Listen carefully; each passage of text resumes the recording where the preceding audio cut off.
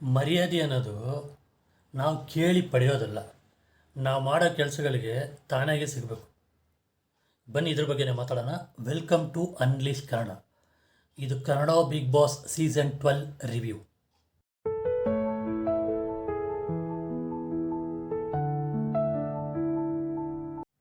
ನಿನ್ನೆ episode start ಆಗಿದ್ದೇ day 52 ತೋರಿಸಿದ್ರು. ಡೇ 52 ಏನಾಯ್ತಂದರೆ, ನಮಗೆ ಗೊತ್ತಿರೋದೆ, ಎರಡು ಗೇಮಲ್ಲಿ, ಎರಡು ಟಾಸ್ಕಲ್ಲಿ ಅಶ್ವಿನಿ ಕಡೆಯವರು ವಿನ್ ಆದರು. ರೆಡ್ ಟೀಮ್ ಅವರು, ಬ್ಲೂ ಟೀಮ್ ಅವರು ಒಂದು ವಿನ್ ಆಗಿಲ್ಲ.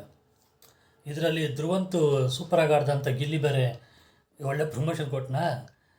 ಇವರು ಯಾರು ಜಾನ್ವಿ ಮತ್ತು ಅಶ್ವಿನ ಕುತ್ಕೊಂಡು ಏನಿದ್ರು ಧ್ರುವಂತ ಆ ಕಡೆ ಹೋಗಿ ಮಾತಾಡಬಾರ್ದಿತ್ತು, ನಮ್ಮ ಕಡೆ ನಾವೇನು ಕೊಡ್ತಾ ಇರಲಿಲ್ವಾ ಅದು ಇದು ಅಂತ ಎಷ್ಟು ಕೇಳಿದ ಧ್ರುವಂತು. ಅದು ಕೊಟ್ಟೇ ಇಲ್ಲ ಅವನು. ಅದ್ರ ಬಗ್ಗೆನೇ ಅವರು ವಿಚಾರಣೆ ಮಾಡ್ತಾಯಿದ್ರು. ಆಯಿತು. ನೆಕ್ಸ್ಟ್ ಕಾವ್ಯ ತೋರಿಸಿದ್ರು. ಈ ಕಾವ್ಯದಂತೂ ಭಯಾನಕ ಇರಿಟೇಟ್ ಆಗ್ತದೆ ಬರ್ತಾ ಯಾಕೋ ಸೀರಿಯಸ್ಲಿ. ಫಸ್ಟು ಸೂಪರಾಗಿತ್ತು ಕಾವ್ಯ ಗಿಲ್ಲಿದು, ಈಗಂತೂ ಬೇಜಾನ್ ಇರಿಟೇಟು. ಹೋಗಿ ಆಡೋದು ಕೂತ್ಕೊಂಡು. ಗಿಲ್ಲಿ ಇವನಿಗೂ ಬುದ್ಧಿ ಬೇಡವಾ? ಇವನು ಒಳ್ಳೆ ಹೆಸರಿದೆ ಆಚೆ, ಕಾವು ಕಾವು ಅಂತ ಹಿಂದೆ ಬಿಟ್ಕೊಂಡು ಅವನಿಂದಾನೆ ಅಲ್ಲಿ ಬದುಕ್ತಾ ಇದ್ದವಳು. ಹೇಳ್ಬೇಕಂದ್ರೆ ಬರೀ ಡೌ ಮಾಡ್ಕೊಂಡು ಹೇಗೇನು ಆ್ಯಟಿಟ್ಯೂಡ್ ಬೇರೆ ತೋರಿಸ್ಕೊಂಡು ಬಿಟ್ಟಾಕಬೇಕು. ಹೋಗಮ್ಮ ನೀನಿಲ್ಲ ಅಂದರೆ ಇನ್ನೊಬ್ರು ಅಂತ ಹೇಳ್ಬಿಟ್ಟು ಬಿಟ್ಬಿಟ್ಟು ಬರೋದು ಬಿಟ್ಟು ಕಾವು ಕಾವು ಅಂತ ಇದು ಮಾಡಿಕೊಂಡು ವೇಸ್ಟ್ ಬಿಟ್ಟಾಕಬೇಕು. ಈಗ ಆಯಿತು, 53 ದಿವಸ 54 ದಿವಸ ಆಗ್ತಾಯಿದೆ, ಬಿಸಾಕಬೇಕು. ಆಯಿತಾ?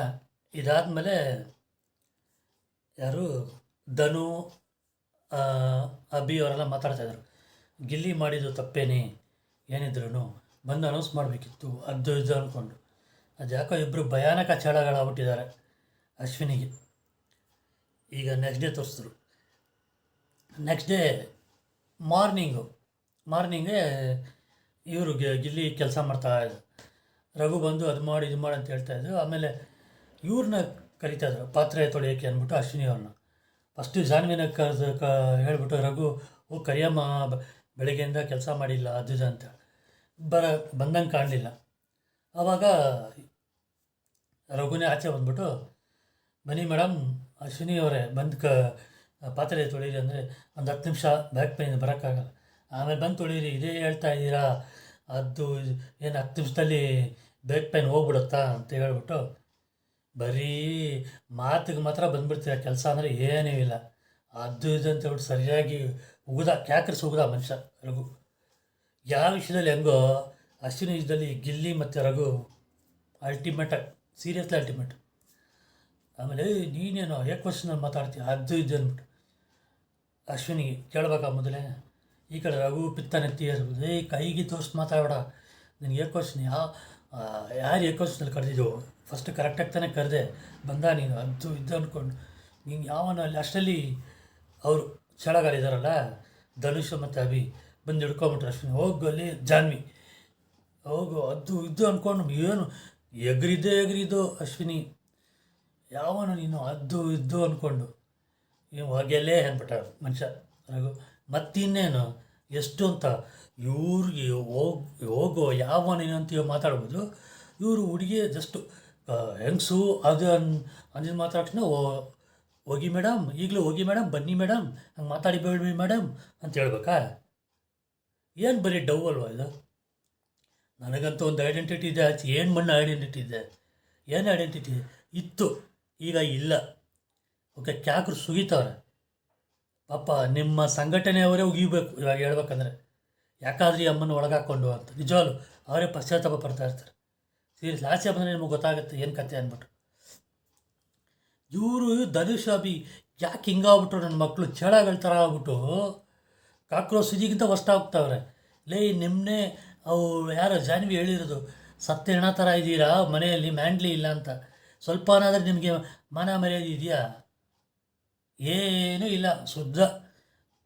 ಅದಕ್ಕೆ ರಘು ಹೇಳೇಬಿಟ್ರು ಮ್ಯಾಂಡ್ಲಿ ಇಲ್ಲ ಅದು ಅಂತ ಹೇಳೋಕ್ಕಾಗುತ್ತೆ. ಹೌದು, ಕರೆಕ್ಟು. ಅವರಿಗೆಲ್ಲ ಉಪ್ಪು ಹಾಕ್ಕೊಂಡು ಅನ್ನ ತಿಂತಾರೆ.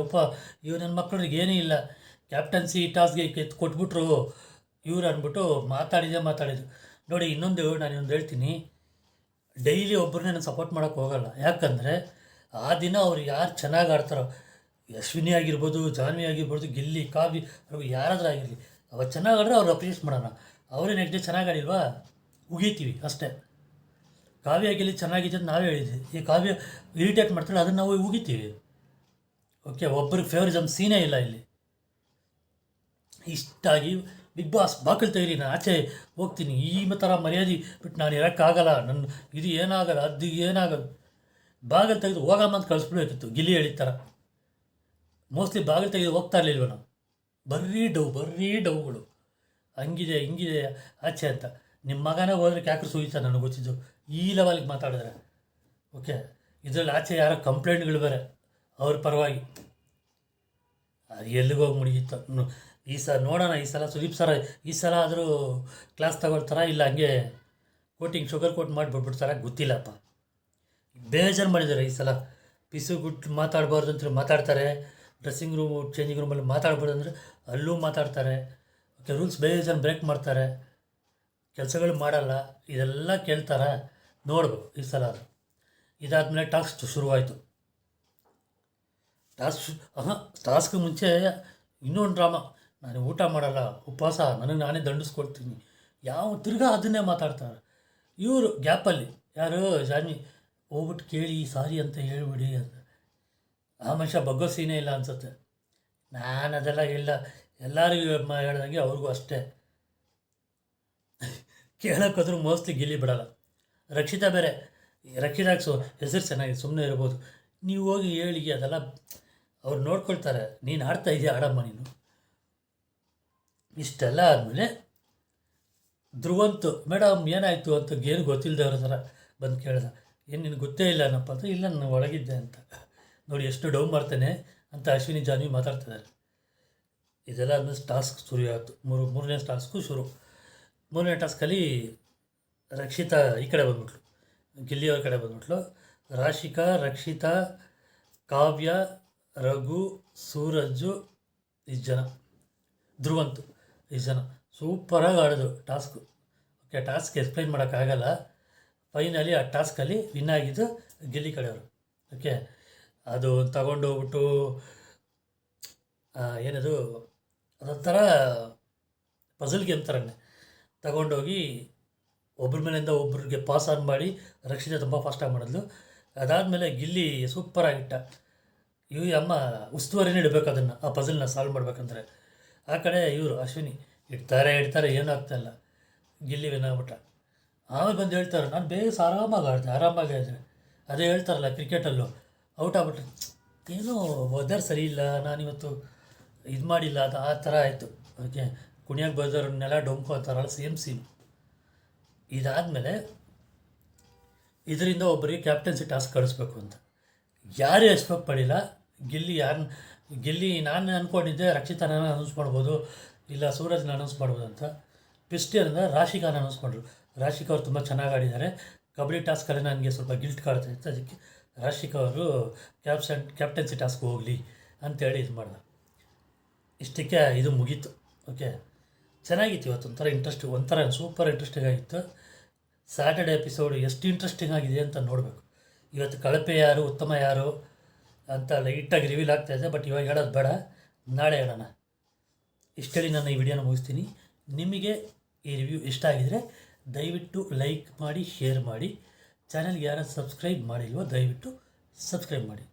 Thank you guys. Bye all.